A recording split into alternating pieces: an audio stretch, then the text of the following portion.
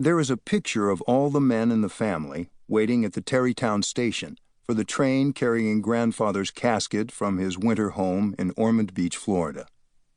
He died quietly in his bed on May 23, 1937, at the age of 97. While the official cause of death was sclerotic myocarditis, it would be simpler to say he died of old age. I had known him as grandfather, not the robber baron or great philanthropist of the history books. He had been a constant presence in my childhood, benign, indulgent, revered by my father, John D. Rockefeller, Jr., and by the family as a whole. Looking at that picture today, I find it remarkable how well it captured our relationships with one another, where we were in life, and perhaps where we would all be going. John characteristically stands on the periphery. 31 years old, he is the oldest son, inheritor of the dynastic name.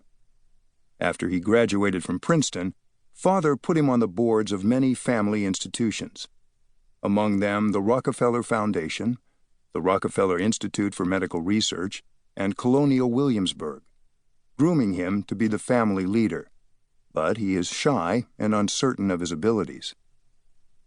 Nelson, also characteristically, has managed to situate himself at the exact center of the picture and stares authoritatively at the camera. At 29, he will soon become president of Rockefeller Center. Lawrence, 27, the philosopher and businessman, gazes into the middle distance. He was emerging as a leading investor in the aviation industry, and with Eddie Rickenbacker, the World War I flying ace, would soon buy a large stake in Eastern Airlines. Winthrop is the handsomest. Somehow Mother's Aldrich features, which one might describe as having a lot of character, combined with the Rockefeller genes to produce almost movie star good looks. Win is the most troubled of us, never quite fitted in. Now 25, he is working as a roughneck in the Texas oil fields. I am the youngest, 21 years old, and look very wet behind the ears. I have just completed my first year of graduate work in economics at Harvard and will leave that summer to continue my studies at the London School of Economics. Father, beginning to show his 63 years, presides over us all, completely forthright, a friendly, kind face, perhaps a little distant. We brought grandfather back to the mansion that he and father had built 25 years earlier on the family estate at Pocantico Hills, called Kijkut, the Dutch word for lookout. Its hilltop site commands a magnificent view of the Hudson River.